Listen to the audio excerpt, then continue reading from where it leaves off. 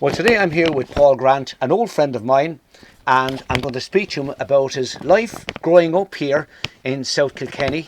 And I'm not over here to interview him because he's my friend, but I'm over here to interview him because he doesn't realise that he's such an important figure in the folk music scene and traditional music scene in the south of Ireland.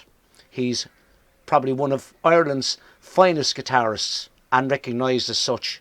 Paul won't admit that to you, but I know it, and everyone else knows it.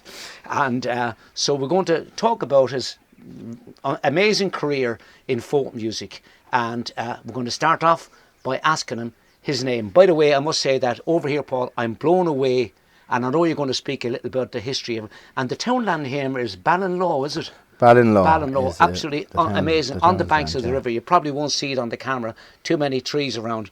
But absolutely amazing place. And the amazing thing about it is we're only literally 5 miles from Waterford City centre. Unbelievable. You know, it is, isn't it? Yeah, absolutely fantastic.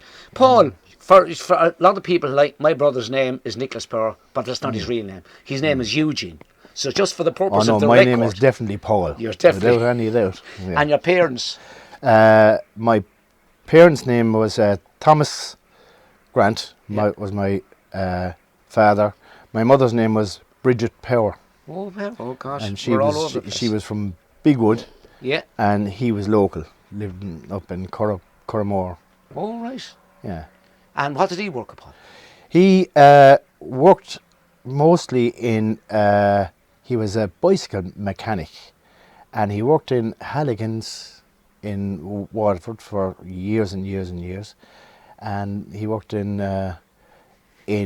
Griffin's. I don't know if you can remember Griffin's on what was it, O'Connell Street. Yeah. He worked there, and then the bicycle business wasn't as good as it was when cars started coming in, and he ended up working in Power Seeds. Oh yeah. All for probably about I suppose 15, 20 years maybe, you know. But he was a kind of an all-round handyman. He fixed clocks and he fixed bikes and everything.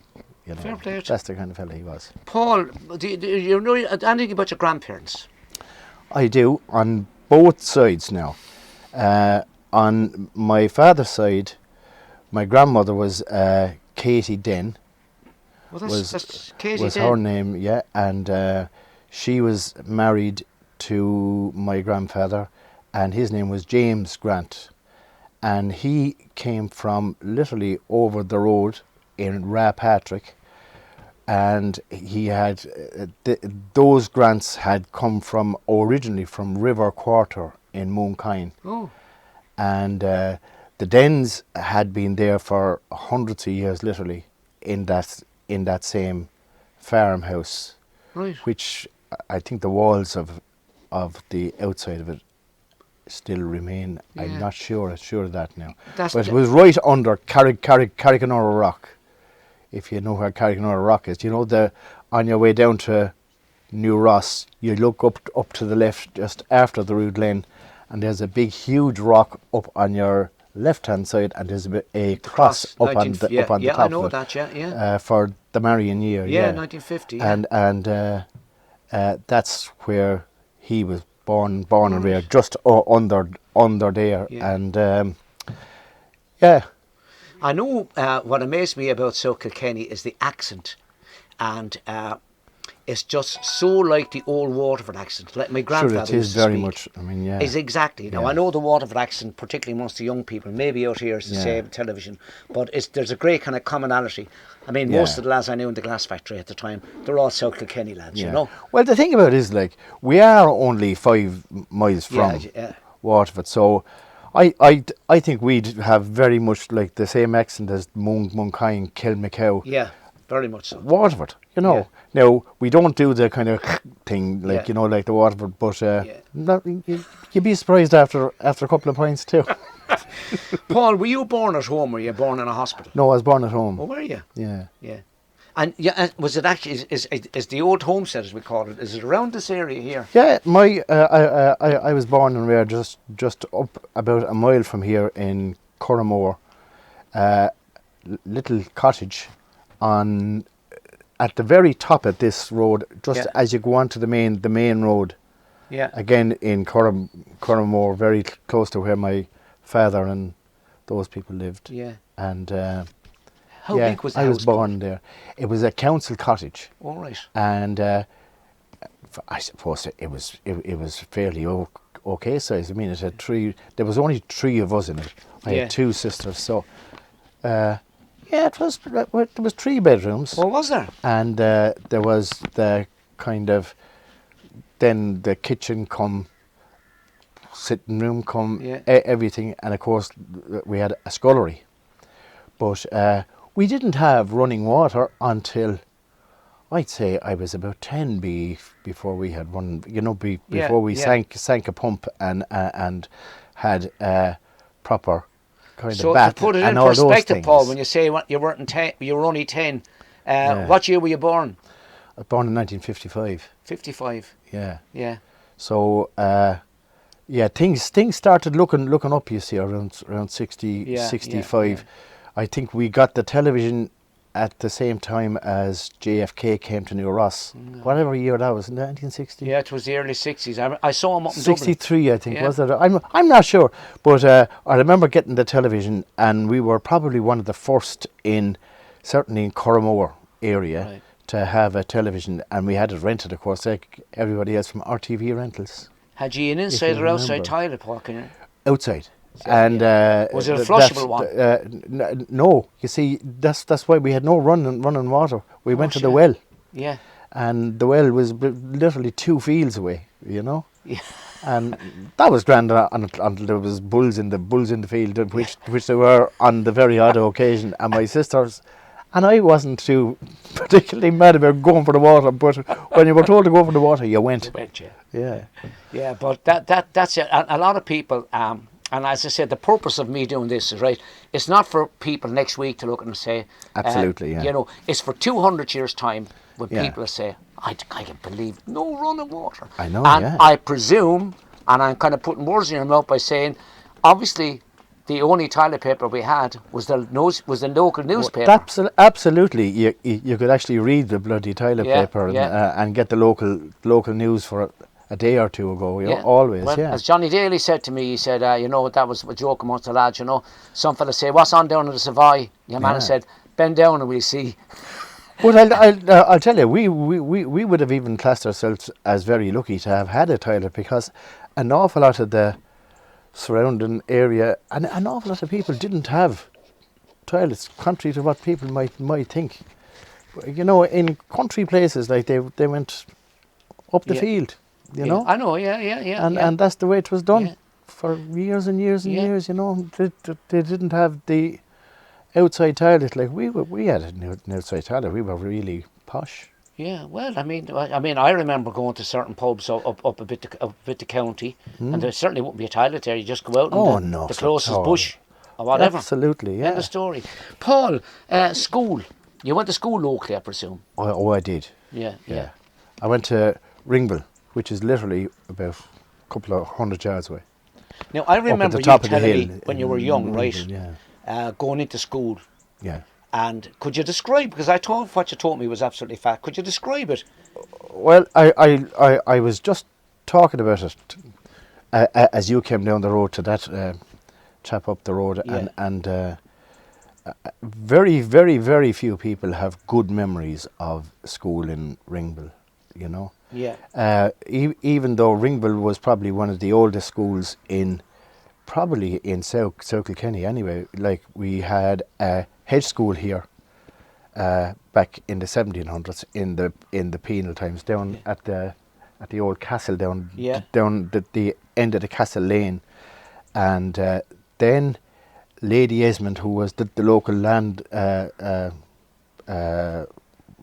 lord, Yeah. owner, her people, the Devereux, not Devricks as they call them in Waterford, the Devereux, they lived in the castle and at that particular time, 1700s, and they built a new school on the lane, and people came from over the the river in Wexford, like in Lockstown, say, in Priest Haggard, maybe. You know, they would have come across the river in the morning to the school. So that went on until what? Until the 1890s, was it? No, 1880s. And in 1880 they built a brand new school, which is actually still there, at the halfways up Ringville Hill is called, and it's still there for anyone to see it.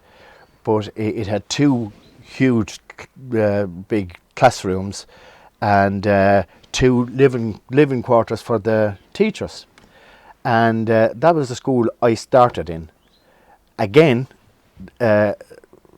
toilets didn't well, there was dry toilets, but again, you could read the newspaper every day. And it lasted until 66. Obviously no heating in these schools or anything. No heating of any description. There was a fire where the teacher was. Yeah. You know, and that fire was used, of course, for boiling water for everything, for the cocoa. We all, for some reason, cocoa was the kind of thing that those days. Yeah. You brought cocoa with you, and they put the hot water in it, and I remember as well, a big black cast iron kettle. You know. Yeah. So safety didn't come into it, you know, or anything even like come into it. But that's the way in the old school. No, we didn't have uniforms. Sure, I mean, we all went to school through the fields, literally with wellies. Yeah. And you didn't take your wellies off all day. You know, your wellies were on you inside the school, outside the school. Yeah. As a matter of interest, what did you call them back in the day? What? Wellies, Wellingtons. You didn't call them, like in Waterford, we always called them Russian boots. Oh no, we didn't. I only heard that when I started in the P&T in 70, I don't know, 72 or something like that. I never heard of Russian boots in my life. In actual fact, there was an awful lot of words that I wasn't au fait with, which can't think of now. But it's amazing, so close, and yes, it's nearly a different language. Well, definitely like old men in the P&T, then like Johnny Devericks now. I don't know if he was a Ballybricken man, and of course there was Paddy Caulfield, old Paddy Caulfield. That was. But anyway, that's another subject altogether. The Did you like school, Paul? I absolutely hated every second of it, and I wouldn't have been alone in that now. It was horrific.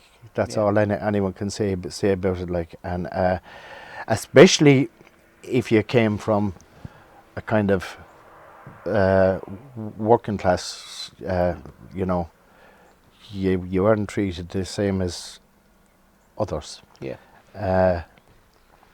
But I absolutely hated it, and it's certainly left a mark on an awful lot of people. Yeah, I know. I'm aware of that. I see that. Mount Simon is the same. I used to be terrified. Yeah. Terrified. Yeah. Going to school every day. It was much corporal punishment. What did they use? Unbelievable. Stick, thing out of a chair, the rung out of a chair. Oh, you name it, you know, and I mean, I think even worse than that, there was actual bullying that was just horrific, you know, and look at, you can put it down as the times that were in it. Maybe I don't know. It certainly taught us things like diversity, maybe, and like how to handle bad things in life, which is maybe lacking nowadays. You know. The thing, Paul, you said there is very, very true, and there's a residual effect left on an awful lot of people. Yeah. And psychologically and all. Oh, without any doubt. You know. I think an awful lot of people, certainly like friends of mine still now, you know, like once they start talking about it, you can't stop them talking about it. Like, but But look at it's one of those things that I was exceptionally lucky in that I went to the Tech in Sleeve route afterwards, which was just at that time it was a total new scene. Like the vocational educational system was brand new to the whole country almost, like, and this was a brand new school, but we couldn't even handle the fact that there was no corporal punishment. Yeah, I know. And that most of the people were like yourself. They were ordinary working class. Yeah. You know. Yeah. Totally different. And we got, I think anyway, an exceptionally good education. Well, in that everybody that went to school in my time certainly done very well for themselves and got on in life, you know. I had a similar experience like in Mount Sion. I'd say I was at the bottom of the class in Mount Sion because probably unlike you, we did everything through Irish. Yeah. You didn't do everything through Irish. We did. I forgot to say that. Ringville School was unique in that everything was done through Irish until we moved to the new school in 1966. Oh. And then we became part of the national school system, I suppose, you know. And that was a lay teacher. That wasn't a religious brother. Oh no, we didn't. We didn't know lay teachers. Yes, absolutely. That's interesting. Now that you did, I thought it was only Canuck Sheen there. No, we were taught everything was taught through Irish. Certainly up to, as far as I can remember, anyway, up to maybe third class. Yeah. And after that, then I think we just became the same as the. Yeah. I don't know. Maybe we were under the national school system. Oh, you would have been. Ringville was in some ways it was an actual private school because it had been built by Lady Esmond. She built it herself, and she always in her will she said that there would always be footwear for the children of Ringville School, and that's seemingly there still now. I don't think it's actually used. Very interesting. Yeah. Paul, when you were young, Christmas, what would you get for Christmas? Well, you get something in a brown bag, maybe down at the end of the bed on Christmas morning, and you were absolutely thrilled. You know, because it was the only thing that you got. Yeah. All year, and I mean, Christmas was magic. What type? Could you give us an example of something in that brown bag? Well, I can remember maybe the last thing I got was a little kind of a bulldozer-y thing, but it had batteries. Right. And it was just amazing. It was like absolutely amazing, this thing, you know. I'm sure you heard Tom Paxton's song, you know, the Wonderful Toy, you know. I think what's his name? What Val Doonigan recorded. Oh, did he? It went click with him and then yeah. But this was very like that, and they were magic. I mean, Christmas was magic. I spent some of my Christmases in my grandmother's. They lived in the village, Sleevey village, number 1, the village, and I was very close to my grandmother, and for some reason I can remember spending maybe one or two Christmases there, you know. Yeah. But no, Christmas was always magic. Yeah. It was a different kind of a Christmas than what we have now, because there's so much every day of the week that the kind of good is taken out of the toy side of it, and that and the religious side of it doesn't exist. That's right. Anymore, you know. Yeah. Paul, meals. Can you remember the type of food that when you were young now, particularly when you were young, like not a teenager? Well, I can, of course, like, but I mean, we were very simple kind of people. We'd have stew, right? Now, the stew would often be what did they call them? A blind stew. No, chucks and. Oh, chucks and lime bones. And what was the other thing? There was chucks and I don't know. Skirt and kidneys. Kidneys. I don't think we particularly liked the kidneys, but the skirts, yeah. And stew. We were lucky my sister worked in Clover Meats in the office, and everyone in Clover Meats was entitled to kind of a discount. Yeah. So you'd see them all on Friday coming home with the meat on the carriers of the bikes and the blood coming out through the brown paper. So we were. Well, I can tell you, I can never remember being short of anything. But my father grew everything. Like, did he? Absolutely everything, Right. from onions to turnips to cabbage to you name it. You name it, we had it. Now, but we certainly didn't have any fancy. I know. Like what's there nowadays. No, we didn't have any of those things. But Paul, what was your first job?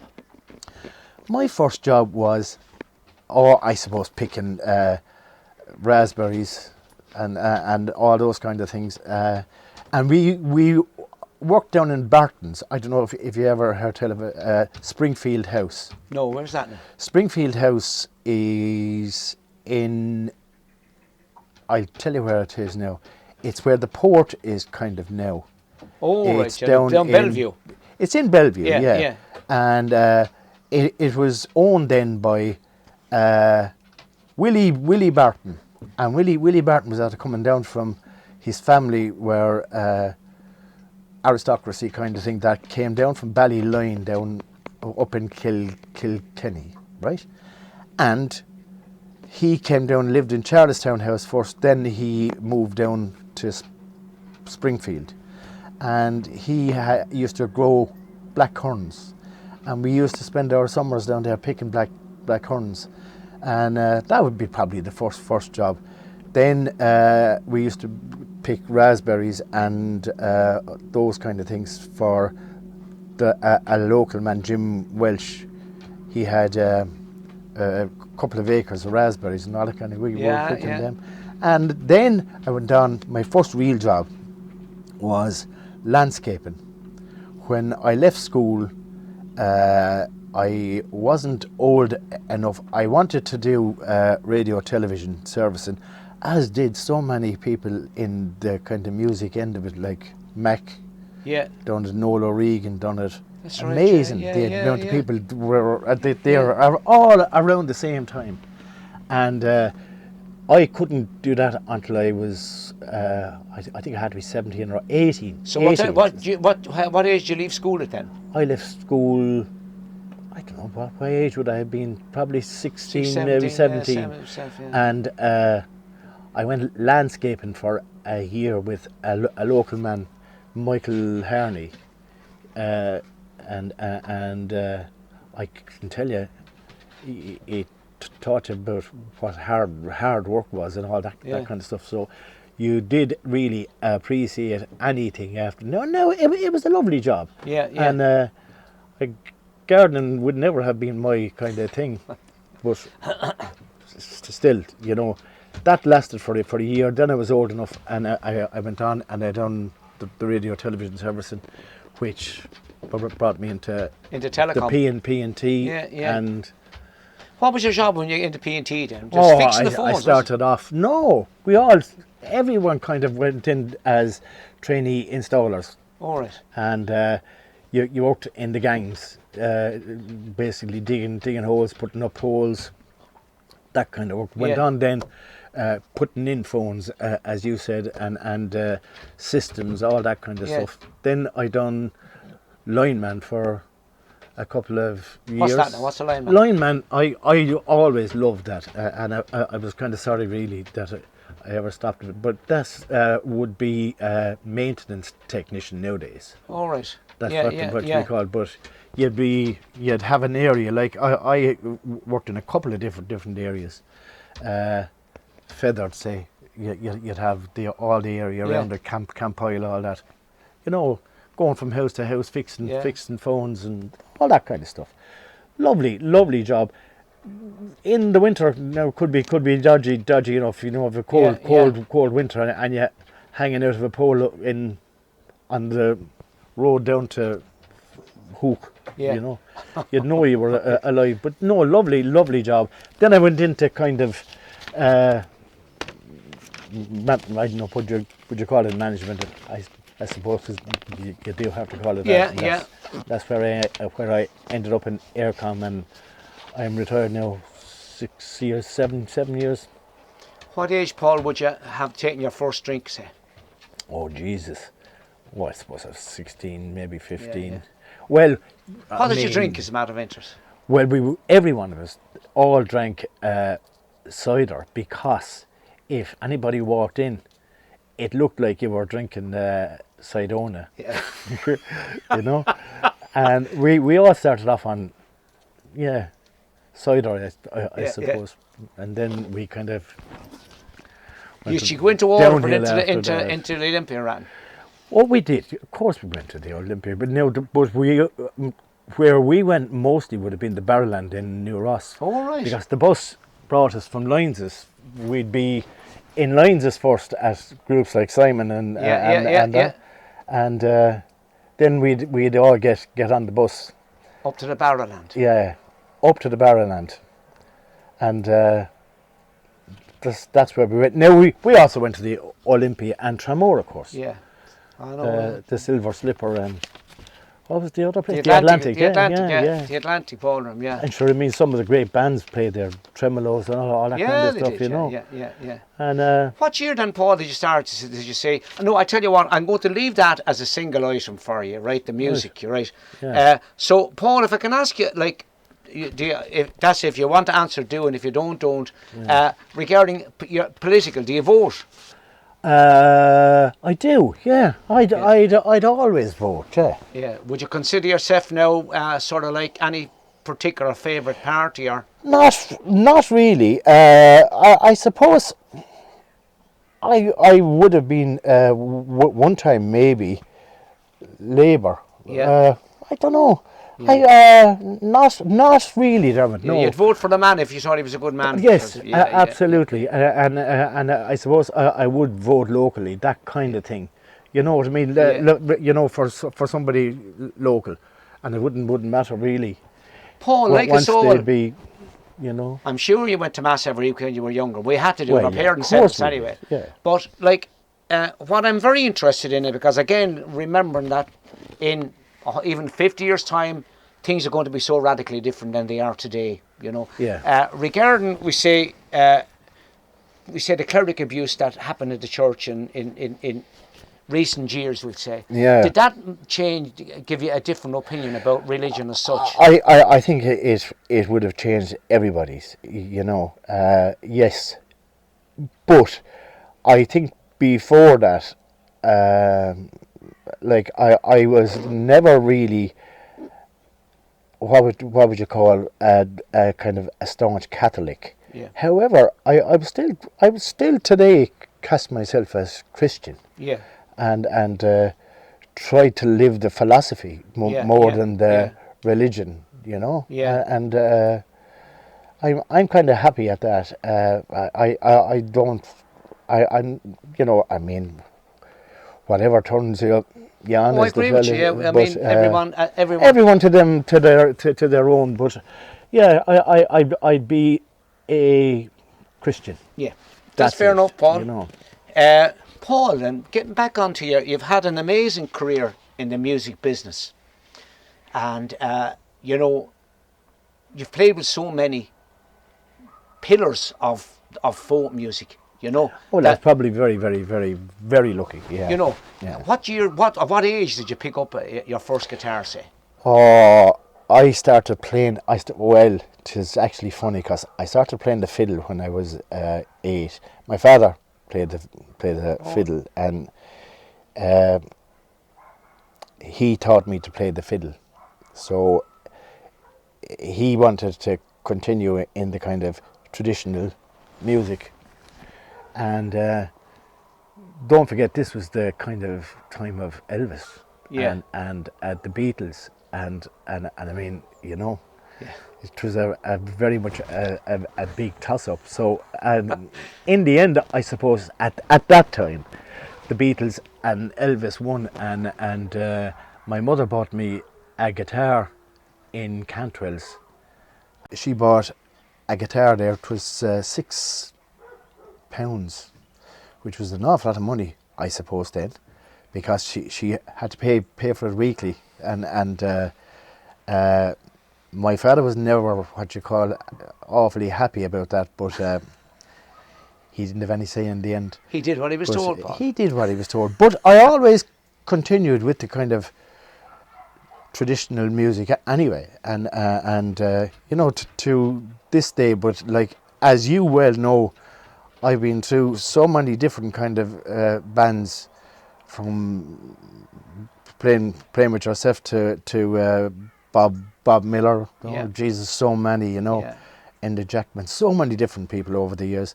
And in the folk scene then, or the kind of trad scene, we started off in Shonnock back in, Jesus, it must have been the 70s. It was the 70s. And, you know, they were magic time. The whole time was magic. Paul, you know. we often speak about it, and it was a glorious time. That's what it was. It was a great time for music, because like, the whole thing was only kind of starting. Yeah. The whole scene. I mean, when you think about it, the kind of singing pubs. Do you remember? It was called the singing pubs, and there was lines as the Showboat, Katie Riley's, maybe a few others. You'd probably remember them even better than I would. But that's where we played, and we had a cover charge, of course. Yeah. Which meant that the people that came along wanted to kind of come along, and they wanted to kind of listen, and it was a magic time, and we certainly loved it, you know. I mean, we did. However, we were all stone mad, and we had the big speakers up on the roof of the car going along and all that kind of stuff, you know. But it was so creative, Paul. I mean, what used to amaze me was like Per Daly and all the lads. Yeah. And I mean, Waterford really, like, between from Pat O'Brien. Yeah. There was Martin Murray, of course, from Carrick. Martin, an incredible musician. Absolutely, and I only finished a CD with him there literally this week, and we've been together for years and years and years and years, you know, on and off, and yeah. But music was magic to me, you know. What annoys me about it, Paul, is that now you, in a sense, you played with the big guys, but there were so many other guys that, you know, from Waterford, who were absolutely either singing or musically never got the break. Never got the break, and there was some amazing, talented people in Waterford, exceptionally talented people, and I always counted myself lucky to be kind of part of that scene also, you know, because, like, I mean, that was magic. Now, Dermot, I don't like mentioning names, but I will mention one particular name, and I know he's a good friend of yours. And but you I look at TG Carr nearly every night, okay? Yeah. And you see singers from all around, up around Connemara. You see very few, if any, from Ring. But there's a singer out here, Paul, a friend of yours, Mick Forrestal. Mick, yeah. I've never seen that man, an incredible singer and an incredible knowledge of songs. And that's what I'm talking about. You know, what do you have to do? Well, Mick and I have been friends since we were literally very, very young. Like, I mean, he's from Sleeveroo, of course, and you know, he was here literally last Thursday. We had a session here in the sun, about 6 of us, and it was just magic. And Mick was there, still singing, you know, songs that he was singing 40 years ago, maybe. But like, he has just the most amazing memory, and his feel for music is incredible. His style of singing is just so unique, and it just annoys the hell out of me. Yeah, that, you know, like, a documentary hasn't been done on this southeast area. Yeah, but you see, Mick is the kind of a fella that never put himself in the way of, maybe, you know, he never really done much outside of the the southeast would have been. I understand. You know. What I'm saying is that, you know, like it's really up to other people who proclaim themselves to be, advocates of traditional music, Irish music. That somebody hasn't saying, look, we need to get this place, somebody down there, like Seamus Ennis was doing years ago. Oh, absolutely, but we were very lucky. Like, I mean, we spent most of our time either in Ring or in Clare. Believe it or not, I mean, every weekend I'd get in the car, maybe Jerry Madden would be with me, Martin Murray, God knows who, but we'd end up down in Doolin before Doolin was ever heard of, you know. And we were playing in Connor's Pub and all around that whole area, Lisdale and Vernon, madness, sure. We were all young, you know. And we learned an awful lot about the real tradition, I suppose, rather than the kind of, you know, what people would like it to be. And it was magic because, like, you know, everybody joined in, and it didn't matter really how good or bad you were. But we had magic times in Ring, especially. You know, I mean, Ring was the most amazing place. Incredible. It really was. The back room in Mooney's, for instance. Now there was Tig on Cure as well, and Murray's, but Mooney's was always our spot. You know. Yeah. What year, Paul, did you take up with Liam Clancy of the Clancy brothers? Well, I took up with Liam, I suppose. Again, I used to meet Liam the whole time in the back room in Mooney's, and I don't know what year it was, maybe 85, around then. Liam followed me into the loo, and he asked me would I be interested in playing with Macomb and Clancy. Were doing their farewell. They done it for a couple of years, like, but their farewell. Sure, I said, of course I would, and I thought I'd never hear from him again. But a couple of weeks after, he rang me and he said, could you be in, I don't know the name of the hotel in Dublin for a rehearsal? We're doing the Olympia. And I couldn't believe it, and. Anyway, we done a tour of Ireland, and that was the first time I'd done anything like that. You know, the Opera House and Olympia, Galway, all the kind of, you know, the biggest theatres. Sure, it was totally foreign to me, you know. And Artie Midlin was after leaving. I think he was after going to Van Morrison at that time, and. I was after moving into Artie's kind of job, and Artie's wife was still playing there, Nullig Casey. Okay. And you know, it was kind of awkward for the first couple of nights, but sure, it was grand. And then they decided to do another farewell tour, and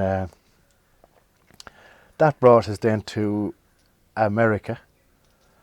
And then after that, Martin Murray joined instead of Nullig Casey. And with Clancy and Macomb, yeah? I think he was with Clancy and Macomb. I'm nearly sure. And he certainly came to America with Liam.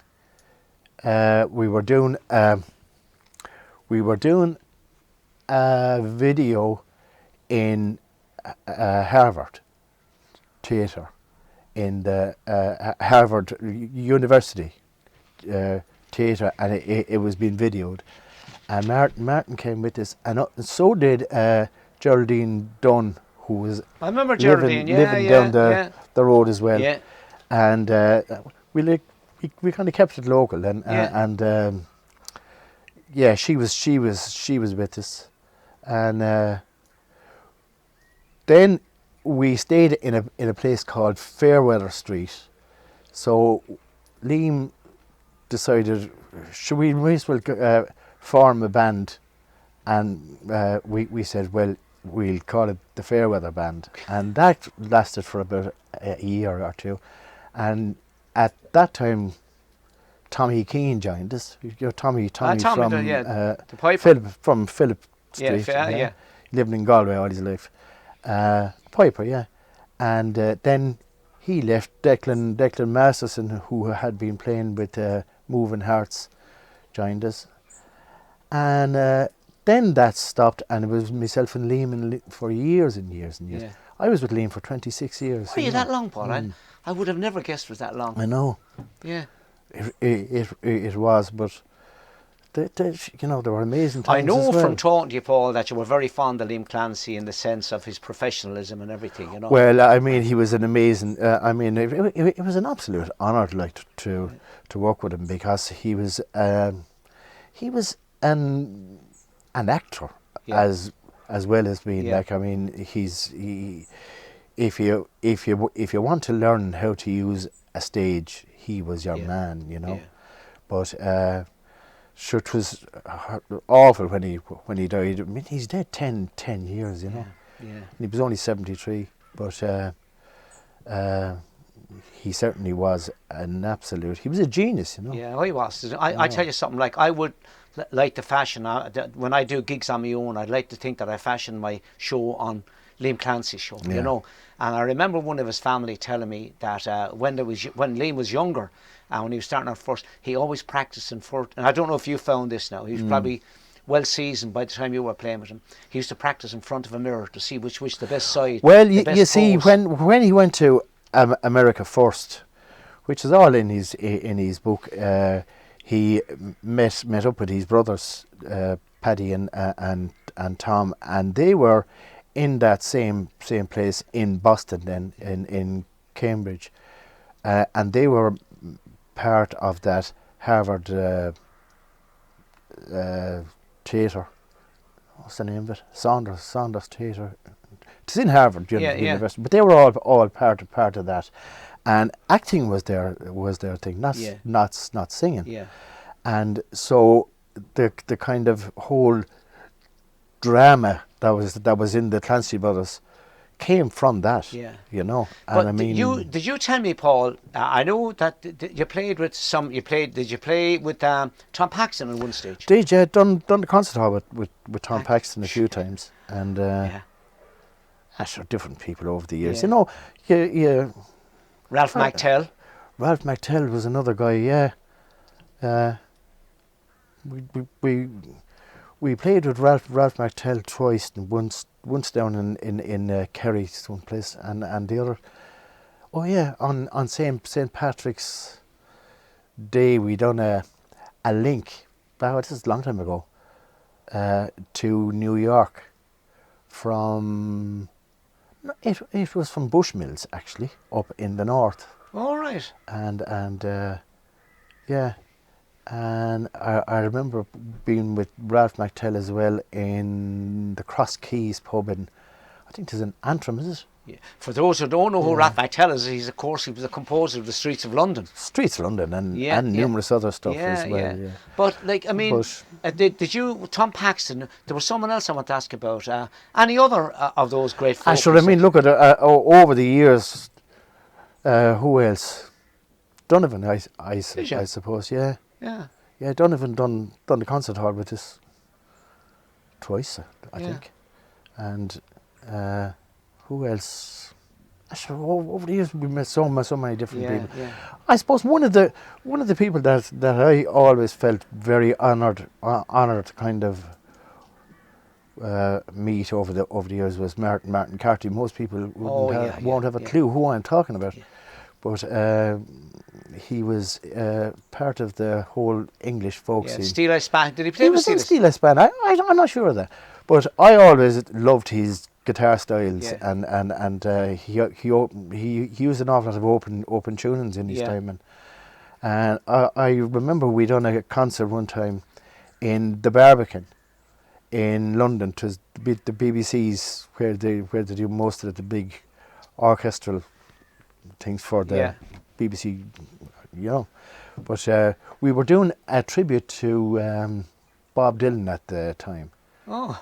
With Odetta was with us. Again, most people won't have a clue who Odetta was, but if you were born around the 60s and the 70s, you certainly would, you know. But yeah, that's where we met Martin Carthy the first time, you know, and remember playing with him and singing with him and that kind of stuff. It was great, you know. So got some great opportunities over the years. I but so you very know, lucky. No. you've had an amazing sort of like longevity in the business, Paul. You know what I mean? And it has given you, and you've given so many people so much pleasure. I mean, like, still you put up that little piece of guitar playing the other day from your man, the composer. You know, and like it was a couple of thousand kind of like views on it instantly. You know, I mean, I don't think you realise yourself the appreciation that people have of you, both as a person and as a musician. You know. Well, I suppose look at anyone that can kind of play music. They're exceptionally lucky people, aren't they? I agree with you there. Yeah, it's. And okay, I know it can have adverse effects on people, and you know they do drugs and all that kind of stuff, and an awful lot of people, of course, drink. You know. I'm still on Calpol, you know. Well, you're going to have to stop that, you know. But one of the most amazing things is like Liam gave up drinking probably, I'd say about 7 years before he died, you know. And Kevin Evans and myself were doing all the gigs with him at that time. And when he stopped drinking, it was just the most amazing transformation, you know. It was pure magic, you know, because like the kind of real talent that he had came out, you know.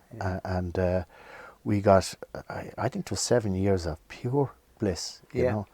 And just after that then, we were doing a festival in Denmark, I think it was, the Thunder Festival, which is a huge folk festival in Europe.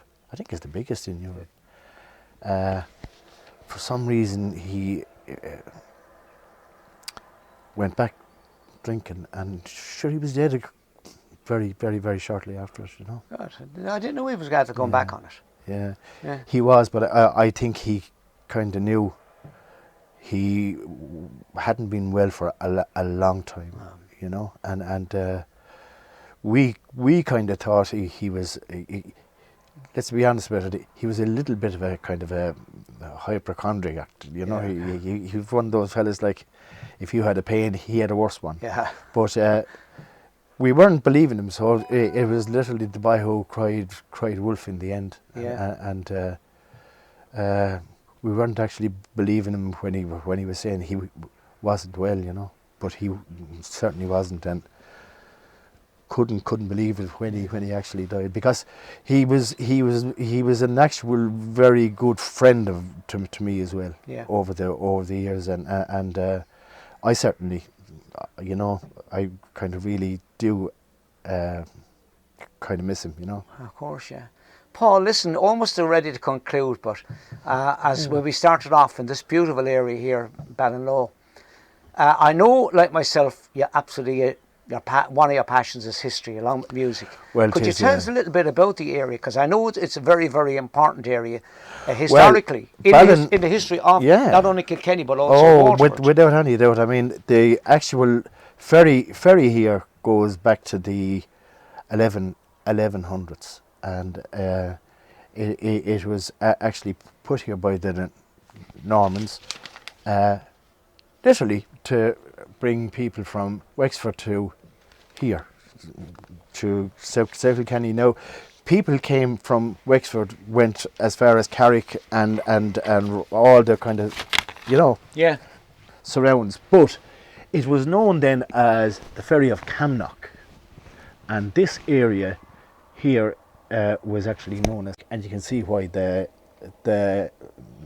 knock up there, and the hill, you know, Cam, which I think is Irish for slope, or you know, and you can see why, you know, and it is an amazing place.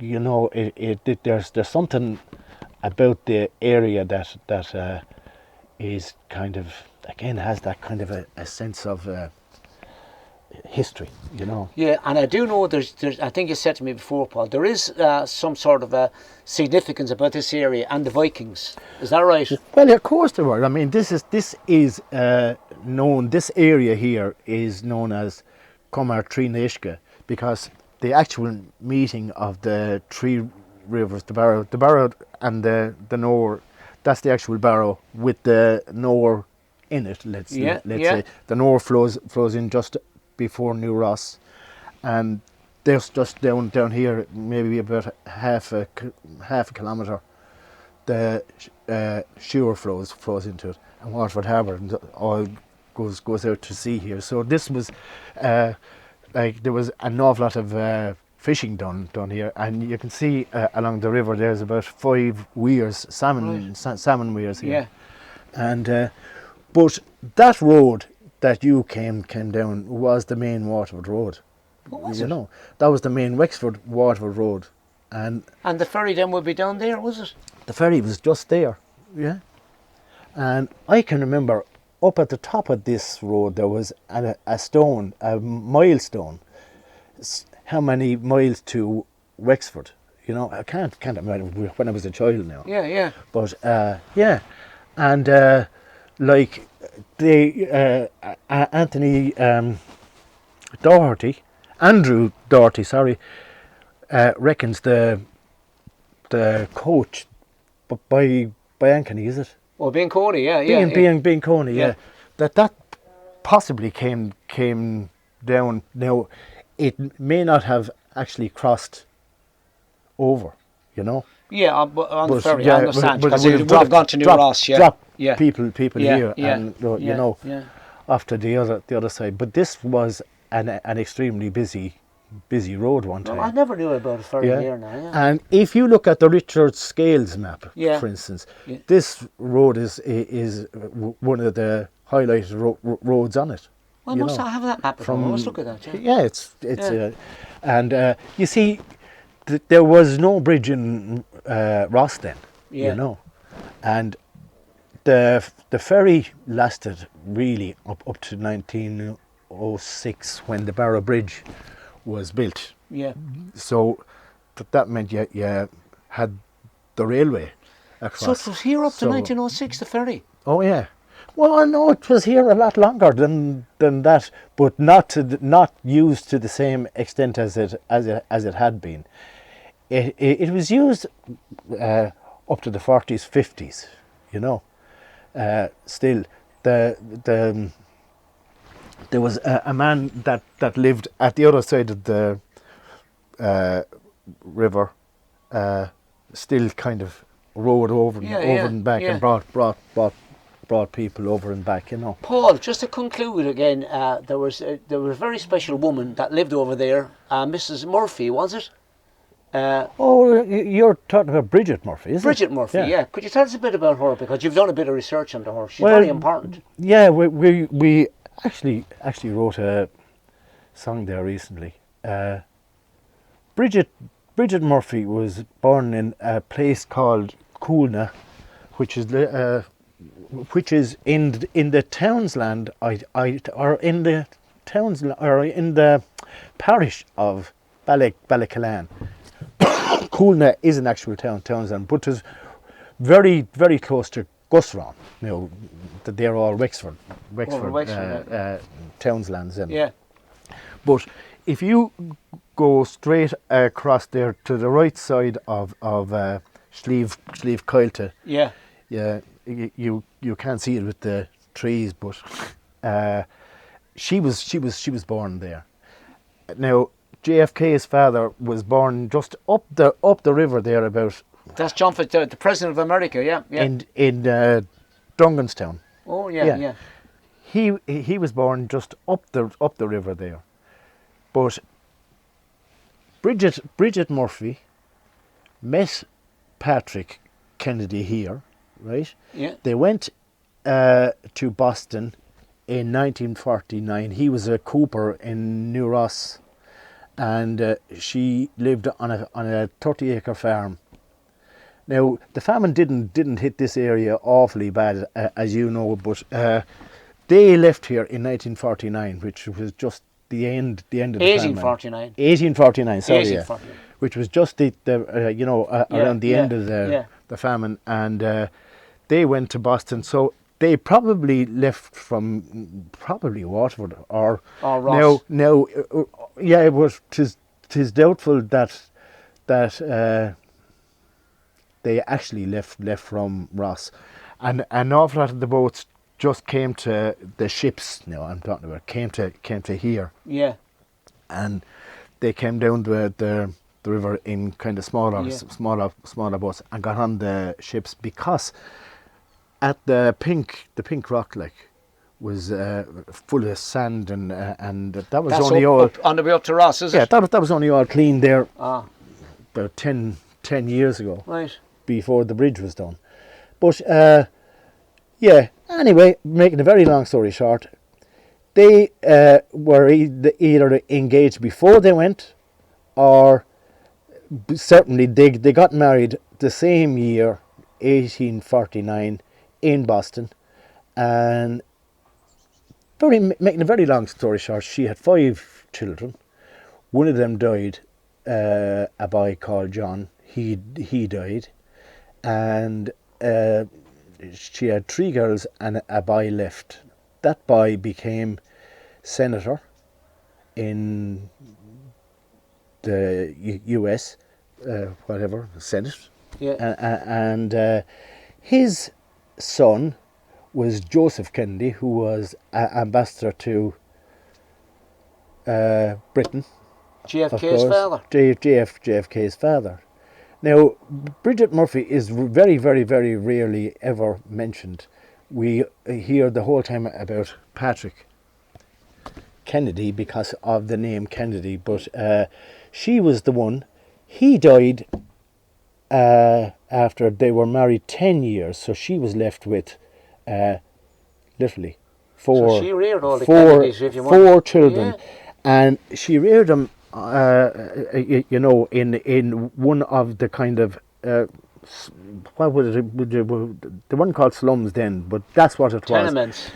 Noodle Island. You know, Boston is full of these little tiny islands. It was on Noodle Island, and she brought up the kids there. But she started a shop which was just an ordinary grocery shop, and she was seemingly an exceptionally good businesswoman. Right. And the rest is actually history. Yeah. JFK, the whole Kennedy thing, which was huge. Yeah. And she gets very, very little credit, even heard of her before, though she's the one responsible really for the whole thing. Yeah. And that's why an awful lot of people reckoned when they named the bridge, they should have called it of course there was the argument that they should have called it the Pink Rock Bridge, but I think in some ways they kind of maybe should have called it the Bridget Murphy, because like she is definitely the one responsible for the whole. Very interesting, yeah. Because it was her son was the very first one in politics, and like when she went to, she worked for years over there as a maid, and as you know, the Irish weren't particularly welcome. Oh yeah. And they were called everything from kind of Spud Murphy to a lot worse than that. And she worked very, very, very, very hard. But she was obviously an amazing woman. Yeah, yeah, no doubt about it. A lot of the Irish women that went over were. Yeah. But the woman who done most of the research on Bridget Murphy is the librarian in Wexford. I can't remember her first name, but her second name is Murphy also. Oh. And she done an awful lot of research. It's a brilliant story. Well, Paul, we leave it at that, and thank you very much for telling us your amazing story of your life here, your early life here in Ballinlough, and also your amazing long career in the music game, which we all know is not over yet. Paul Grant, thank you very much.